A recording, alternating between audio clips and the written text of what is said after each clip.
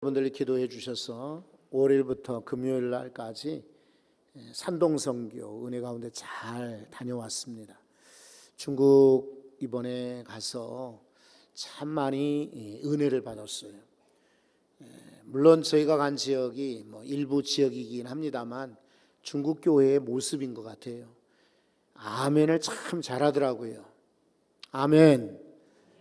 성도들이 그냥 말씀 기도 누가 기도하든지 간에 한마디 한마디마다 아멘을 참 잘해요. 그래서 참 우리 교회와 비교해 보면서 부끄러움이 많았어요. 우리 교회 성도들은 점잖아서 그런지 조용해서 그런지 원래 성품이 그런 분들이 많습니다만은 그래도 아멘으로 하나님께 영광 돌리고 아멘 때문에 역사가 일어나는데 중국 교회 성도들 참 아멘을 잘하더라 배웠습니다. 찬송을 그리고 참 열심히 부르더라고요. 이렇게 자막으로 띄워주는 것도 없고요. 찬송가도 없어요. 전부 외워서 불러요. 근데 얼마나 찬송을 잘 부르는지 몰라요. 여러분 우리도 찬송을 열심히 부릅시다. 찬송이 정말 하나님께도 영광되고 우리 마음속에도 기쁨이 될 줄로 믿습니다. 여호사밧 왕이요 전쟁 났을 때 다른 거 안 했어요. 찬송만 불렀는데 적들이 물러갔거든요. 여러분 찬송할 때 질병도 가난도 문제도 고통도 떠나갈 줄로 믿습니다. 중국교회 성도들이 예배 드리는 모습에 감동을 받았어요. 예배를요 3시간씩 드린대. 근데 이제 습관이 잘 안 됐잖아요. 그래서 첫날 가자마자 부흥회를 한다고 그러는데 저 습관대로 한 30분만 설교했거든요. 그랬더니 중국 교회 그 목사님이 서운하시대요. 그래서 내일은 2배로 설교해 주십시오 그러더라고요. 그런데 왜 이렇게 예배를 사실은 이분들이 매일 저녁마다 모인대요. 지금 중국도 역시 농번기라 바쁘지 않습니까? 지금 농촌 지역이니까. 근데도 매일 저녁마다 모이는데 3시간씩 예배를 드려요.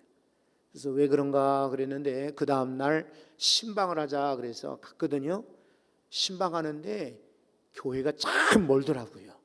거기는 무슨 버스가 있는 것 전철이 있는 것도 아니니까 오토바이를 타고 오는 분들 계시고 걸어서들 와요. 30분씩 걸어서 와요. 우리 옛날 시골 교회 성도들처럼. 그러니까 한번 모이면은 막 3시간씩 예배를 드리는 거예요. 우리는 조금만 예배 드리면은 그냥 막 안달을 하잖아요. 빨리 나가려고 그러고 부끄럽습니다. 참 예배를 잘 드리더라고요. 성도 여러분, 우리 중국교회 성도 못지않게 아멘 잘합시다. 찬송 뜨겁게 부릅시다. 그리고 예배를 영과 진리로 드리는 하나님이 기뻐하는 예배 드리시기 바랍니다. 저는 오늘 하나님의 손길 우리 어머니 손이 약손이잖아요. 어머니가 아프면 이렇게 만져주면 낫고, 그렇죠? 또 아버지 손이 만능 손이지 않습니까? 가방이 끊어졌어요. 가방 손잡이 끊어지면 금방 비닐이나 가죽을 가지고 만들어 주기도 하고, 썰매가 고장이 났어요. 그러면 아무 말씀 없이 가서 뚝딱뚝딱 고쳐주기도 하고, 책상 다리가 흔들흔들 한다 그러면 언제 아버지가 고쳐놓으셨는지 반드시 만들어 놓고, 아버지의 손길도 그립죠. 어머니의 손길이 그립고요. 또 형제들의 손길도 도움이 되지 않습니까? 우리가 힘들고 어려울 때 형제들이 와서 힘내라 이렇게 도와주면은 그 손길도 참 귀하죠. 그런데 인생의 손길보다 제일 중요한 손길은 하나님의 손입니다. 오늘 바울 사도를 한번 보십시오. 바울은 위험하고 힘들고 역경이 있을 때 하나님의 손길을 체험하게 되었어요. 바울 사도가 무슨 죄가 있습니까? 천만에요. 이 사람은 지금 저 유럽까지 전도하고는 이 예루살렘 지역에 흉년이 났다 그러니까 헌금을 모아가지고 왔어요. 그래서 예루살렘에 오순절날 되기 전에 와서 헌금 전달해 줘야지, 이 마음을 가지고 온 거예요. 그리고 선교 보고하러 왔어요. 왔는데 와서 보니까 이방인들이 따라왔거든요. 그러니까 이 사람들은 이방인이니 성전에 들어갈 수 없다, 결례를 행해야 된다 해가지고 바울이 사실은 마음에 들지 않지만은 관습은 지키고 유대인들을 존중해야 되고 또 유대 문화를 따라가야 되니까 네, 그렇게 하겠습니다. 그리고는 결례를 다 행하고 기다렸다가 성전에 들어갔어요. 전혀 사실은 문제가 없는데도 유대인들이 바울을 일행을 보고는 잡아갔어요. 그리고는 성 밖으로 내어치고는 돌로 쳐 죽이려고 했어요. 참 이런 위험한 순간에 하나님께서 이제 백부장을 통해서 이 사람들을 구원해 주게 합니다. 그리고 백부장이 천부장 영내에 안토니오 요새라는 성전 뒤편 모퉁이에 있는 로마 주둔지 영지입니다. 우리나라 용산기지라든지 오산기지처럼 옛날 식민지 시절에 군인 막사가 있는 곳이 안토니오 요새입니다. 이곳에 붙잡아 갔는데 가서 처음에는 막 다짜고짜 채찍질하려고 했지만은 난 로마 시민인데 나를 죄도 판정 내리지 않고 때리느냐라고 했더니 깜짝 놀라서 풀어주게 됩니다. 하지만 이 사람이 어쨌든 붙잡혀 왔기 때문에 신문은 해야 되겠다, 재판을 해야 되겠다. 근데 무슨 문제로 왔느냐? 도둑질하거나 살인죄 진 게 아니고 종교 문제로 왔다. 그러니까 그날 밤에 공회를 열었어요. 공회를 열어서 바울이 그들 앞에서 전하게 되는 거예요. 전하지만은 사람들이 들을 아예 생각도 않죠.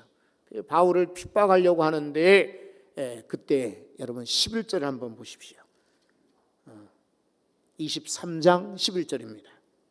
그날 밤에 설명드렸었지만은 바로 그 재판받고 쫓겨다니고 잡혀 죽이려고 했던 죽음을 당할 뻔했던 그날 밤에요.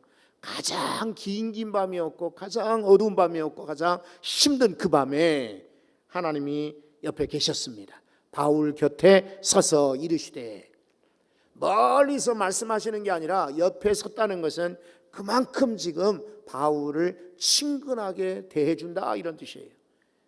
친절하게 이 곁에 서서 이르시되 담대하라. 네가 예루살렘 이곳에서 나를 증언한 것처럼 로마에 가서도 증언하리라.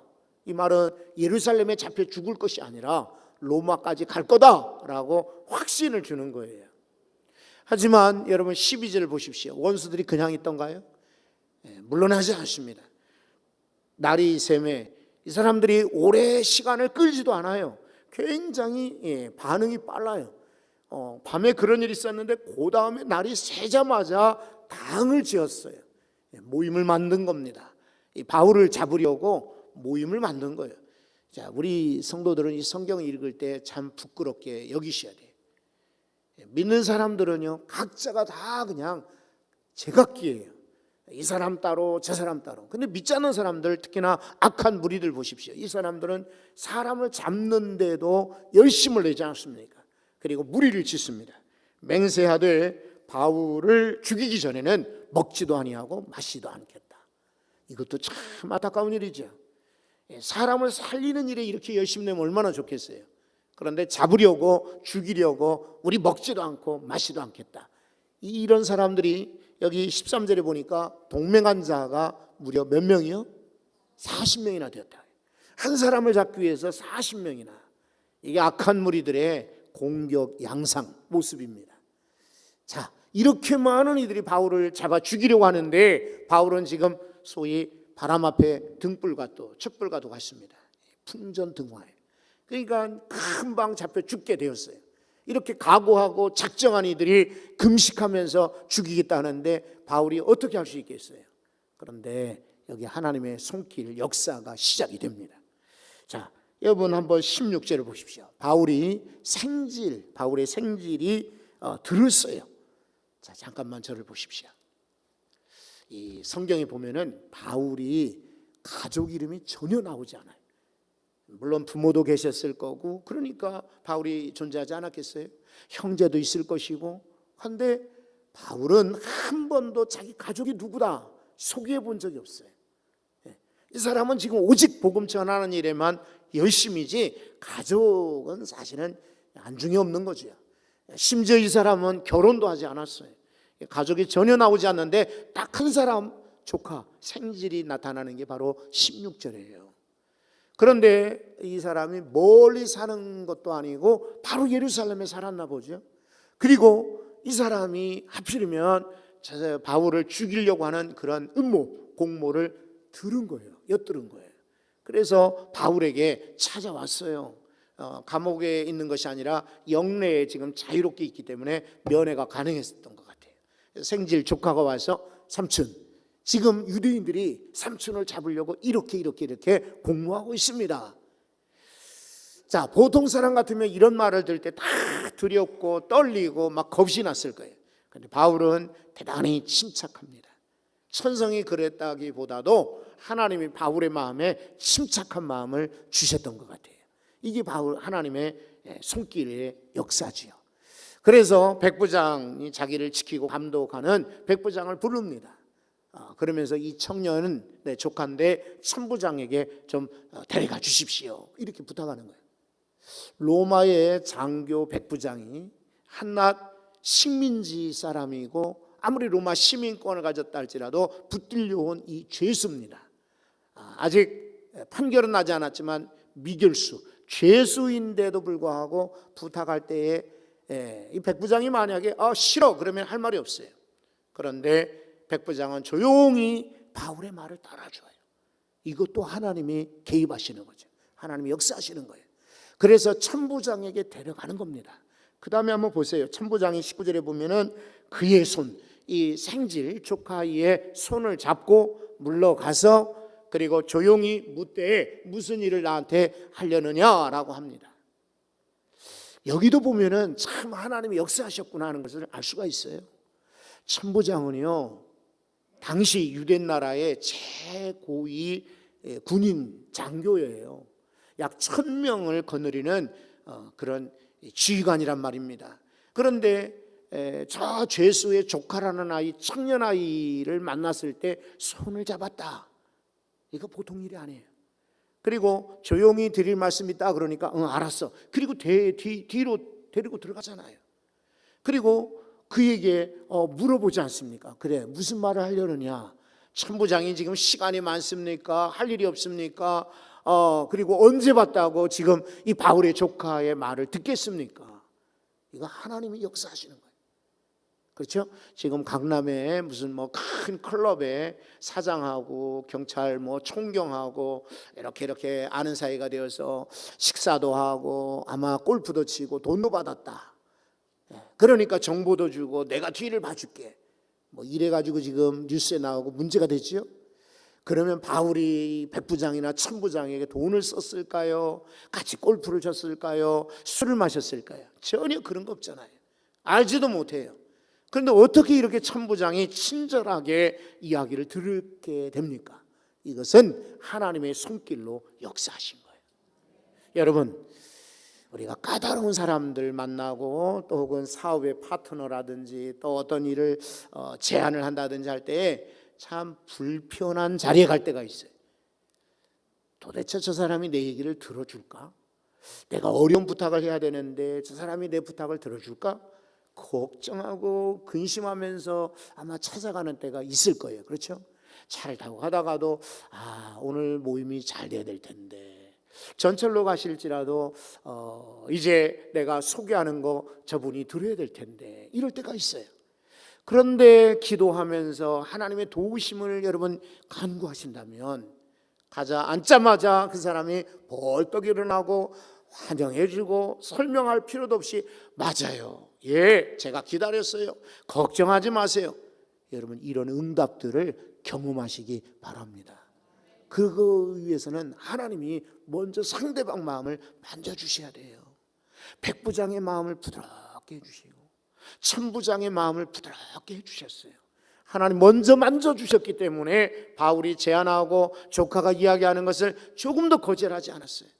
만약에 이 천부장이 아무리 바울의 조카 이야기가 이렇게 심각하게 들릴지라도 야 필요 없어, 너 잘못 들은 거야, 어디 감히 로마의 천부장 앞에 와서 그딴 소리 하느냐라고 무시해버리면은 바울은 지금 생명이 위급한 상태예요. 그런데 천부장이 귀를 열고 마음을 열고 이 청년 이야기를 듣게 되는 것은 하나님이 역사하신 것밖에는 설명할 도리가 없잖아요. 그 다음에 이제 천부장의 액션을 한번 보십시오. 23절에 보면은 백부장 두 사람을 불러요. 한 명도 아니고 둘을 불러요. 그리고는 야, 밤 3시에 출발해라. 어디로 가느냐면 로마 총독이 있는 곳이 가이사라예요. 가이사라 총독 관저가 있는 곳에 이 바울을 데리고 가라 하는 거예요. 밤 3시면은요 가장 어두울 때예요. 2시부터 5시 정도, 새벽 2시, 5시 가장 깜깜할 때. 왜 이 밤에 떠나라고 하겠습니까? 낮에 가게 되면은 다 보일 거 아니에요. 그러면 이 유대인들이 폭동이 일어나거나 이 바울을 죽이려고 작정한 이들이 40명이나 되니까 암살을 이렇게 할지도 모르잖아요. 그러니까 아무도 모르는 밤중에 떠나게 하는 거예요. 이거 정말 하나님의 역사예요. 여기다가 그들만 보내지 않고 한번 보십시오. 23절 보병 200명을 동원하는 거예요. 만약에 데모가 일어나거나 저들이 용병들이 죽이고자 하는 이들이 있어도 200명이 지키고 있으니까 문제가 없는 거죠. 기병이 70명이에요. 그리고 창병, 창을 든 병사가 또 200명입니다. 그러니까 270 또 200, 470명이나 동원을 하는 거예요. 기가 막힌 일이에요. 왜냐하면 아까 말씀드린 것처럼 천부장이 1000명의 군사를 거느리는 장교가 지휘관이 천부장이에요. 예루살렘에 천부장이 있다는 것은 휘하에 1000명의 군대가 있다 이런 말이잖아요. 그 중에 약 500명 절반가량을 바울 한 사람 때문에 보내는 겁니다. 이게 하나님의 역사가 아니면 뭐겠어요? 참 놀랍죠. 여러분 바울은 지금 빨리 로마까지 가서 황제 앞에 서는 것이 꿈이에요. 황제 앞에 서리라. 내가 거기서도 복음을 전하리라. 그랬는데 예상과는 달리 사실은 예루살렘에 지금 묶여 있지 않습니까? 빨리 이 사람은 로마로 잡혀가야 되고 호송이 되어 가는데 여기 지금 지체할 것 같아요. 그런데 하나님의 시간표는 지체시키지 않습니다. 도리어 더 빨리 가게 만들어요. 그래서 밤중에 출발하게 하는 겁니다. 만약에 다시 재판받게 하고 또 이런 얘기 저런 얘기 원고 이야기 또 들어야 되잖아요. 바울의 변명도 들었지만 이러다 보면 언제 갈지 모르는데 하나님이 이 천부장 마음을 만져주심으로 말미암아 한밤중에 출발하게 만드시는 거예요. 제가 찬송을 잘 썩 부르는 것은 아니지만은 한번 제가 불러볼게요. 373장 고요한 바다로 저 천국 향할 때 주님께 순풍 주시니 참 감사합니다. 천국 향하여 갈 때 순풍 주셔서 조용히 가게 하시니 감사하다. 이런 찬송이에요. 근데 2절을 한번 이번엔 다 같이 한번 불러봐요. 2절 373장 큰 물결이 일어나 나 쉬지 못하나 이 풍랑으로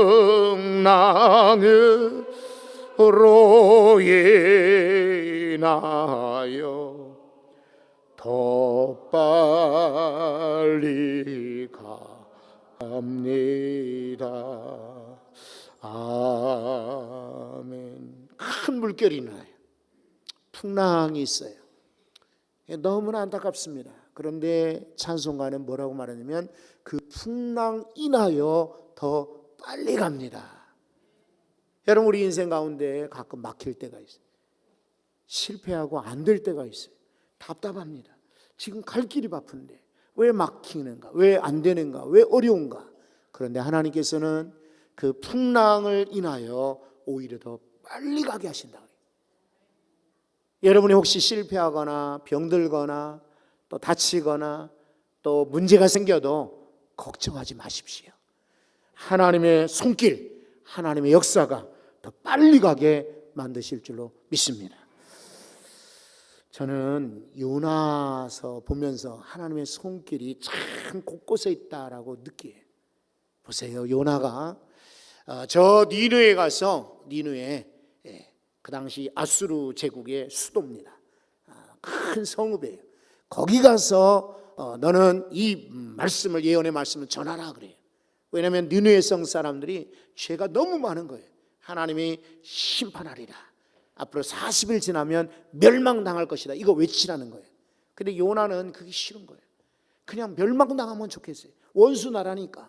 그런데 도망을 가지 않습니까? 여러분 아시다시피 항구에 갔어요. 갔더니 마침 배가 있는데 저 서쪽으로 가는, 요즘 말로 스페인, 아마 다시스라고 하는 곳이 스페인 쪽이 아닌가 이렇게들 이야기하고 있어요. 그 멀리 가는, 정반대로 가는, 동쪽으로 가야 되는데 서쪽 가는 배가 있는 거예요. 하나님이 그 배를 예비해 놓으신 거죠. 요나가 도망가려고 하니까 그래, 네 마음대로 한번 해봐라. 그 요나가 그 배에 탔어요. 근데 잘 가는 줄 알았는데 풍랑을 만나요. 여러분, 멀쩡할 때 배가 출발했는데 왜 풍랑을 만나겠어요? 이것도 하나님이 예비해 놓으시는 거예요. 그래 이제 과거에는 뱃사람들이 누가 풍랑을 만나면 우리 중에 누가 죄가 있나 보다, 그리고 그 사람 하나를 제물로 던지면은 바다가 잠잠해진다, 이렇게 풍습처럼 믿었어요. 뱃사람들의 그런 우상 숭배의 습관이죠. 제비를 다 돌리는데, 여러분 저 지중해를 건너가는 큰 화물선에 승객들도 타는 거예요. 선원들도 꽤 많아요. 그런데 하필이면 제비 뽑았더니 누가 걸렸어요? 요나가 걸려요. 이거 우연이 아니에요. 하나님이 그렇게 잡히게 뽑히게 만든 거예요. 그래서 할 수 없이 요나가 이제 바다에 빠지게 되지 않습니까? 던졌는데 마침 바다 속에 뭐가 있어요? 큰 물고기가 있는 거예요. 그래가지고 요나를 삼켰어요. 그 풍랑이는 바다에 요나를 던질 때에 큰 물고기가 왜 있겠습니까? 여러분, 이거 하나님의 역사잖아요. 그래가지고 도로 육지에다가 토해내게 했어요. 야, 이게 하나님이 나로 하여금 이거 엉뚱한 길 가시 하니까 이렇게 던져지게 하고 물고기가 나를 삼키게 하는구나. 이거 물고기 뱃속에서 요나 2장에 보면은 자기가 회개하고 하나님께 손듭니다. 제가 다시 예언의 말씀 전하겠습니다. 그래가지고 내놨잖아요. 니느웨 성에 가서 하나님 명령을 전하는 겁니다. 그랬더니 뜻밖의 일이 나요. 왕부터 시작해서 모든 그런 백성들과 어린아이들, 심지어 짐승들까지 금식하는 거예요. 회개하는 겁니다. 그리고는 베옷을 입고는 하나님, 우리가 죄를 졌어요, 이럴 줄 누가 알았어요? 그것도 모르고 요나는 이제 그 성이 내려다 보이는 언덕 위에 올라가죠. 자, 드디어 이제 40일이 지나면 저 성이 멸망당한다고 했으니 꼴 좀 보자 했는데 날이 너무 더운 거예요. 그때 하나님이 박넝쿨을, 박 있죠, 호박, 수박하는 그 박넝쿨이요. 이 박넝쿨을 순식간에 자라나게 했어요. 그늘을 만들어줬어요. 시원하다. 이 아주 좋은 그런 자리에 앉아서 구경을 하고 있는데 웬일이에요? 갑자기 박넝쿨이 시들어 버리잖아요. 그러니까 이 요나가 속이 상해가지고 하나님께 외칩니다. 하나님, 나 죽을 것 같아요. 그냥 차라리 죽여주십시오. 참 요나가 성격이 급해요, 그죠? 그것 때문에 죽겠다고 하는 거 보니까, 그러니까 하나님이 말씀하시잖아요. 요나야, 너 하루아침에 하룻밤 만에 났다가 시들어지는 박넝쿨을 네가 그렇게 사랑하거늘 앞뒤를 분간 못하는 저 니느웨 성 사람들을 어찌 사랑하지 않을 수 있더냐. 깨달음을 주시려고 일부러 하나님 박넝쿨을 준비해 놓으신 거잖아요. 하나님의 손길입니다. 여러분, 엘리야가 갈멜산에서 멋지게 승리했지만은 그 다음 열왕기상 19장에 보면은 도망갑니다. 이세벨이 저 엘리야를 잡아 죽이라 명령이 내렸거든요. 겁이 나가지고 그냥 쏜살같이 도망갔어요. 그래 부엘세바 저 남쪽 끝에 가가지고는 자, 하인은 여기 놔두고 자기는 더 들어가서 로뎀나무 아래 쓰러지는 거예요. 지쳐가지고. 하나님, 차라리 저를 죽여주십시오, 그러는 거예요. 탈진 상태에 빠졌어요. 쓰러져 잠들었을 때에 주의 사자가 나타나요. 어루만집니다. 일어나 먹으라 말씀 준 다음에 보니까 구운 떡과 물 한 병이 놓여 있어요. 그래 먹고 마셨어요. 근데 또 지쳐서 쓰러졌을 때 또다시 천사가 나타나 일어나 먹으라 하는 거예요. 그것을 먹고 다시 힘을 얻은 것입니다. 어루만짐, 여러분 천사를 보내신 것은 바로 하나님이십니다. 하나님의 손길로 보호하시는 거예요. 다니엘서 9장에 보면은 9장에서도 다니엘이 똑같은 경험을 해요. 다니엘이 기도하다가 앞으로 하나님이 이 유대 나라를 어떻게 멸망시킬 것이다, 벌을 줄 거다는 그런 예언의 말씀을 들어요. 힘이 빠져요. 무릎이 힘 빠지고 쓰러지게 됩니다. 어떻게 하면 좋으냐, 이제 정신을 잃게 되었어요. 그때에도 주의 사자가 나타나서 강건하라, 평안하라, 강건하라 말씀하시면서 그리고 힘을 주셨습니다. 여러분, 이게 바로 하나님의 손길이에요. 여러분이 지치고 힘들고 어려울 때 하나님은 여러분을 외면하지 않습니다. 찾아오셔서 손잡아 주시고 어루만져 주시고 격려해 주시고 필요한데 사람을 예비해 놓으시잖아요. 누가 알았겠어요? 생질이 그곳에 있는지. 누가 짐작이나 하겠습니까? 백부장이 도와줄지. 누가 상상이나 할 수 있습니까? 천부장이 이렇게 저렇게 다 지시할지. 그리고 누가 꿈이나 꿨겠습니까? 바울이 편안하게 짐승 타고 나귀나 아마 말이겠죠? 말을 타고 가이사랴 총독에게로 가도록 하나님이 다 시간 순간순간 손길로 역사하셨어요. 바울뿐만 아니라 저와 여러분 인생에도 하나님의 손길이 곳곳에 곳곳 시간 장소 상황마다 역사하실 줄 믿습니다. 우리 찬송 한 장 부르겠습니다.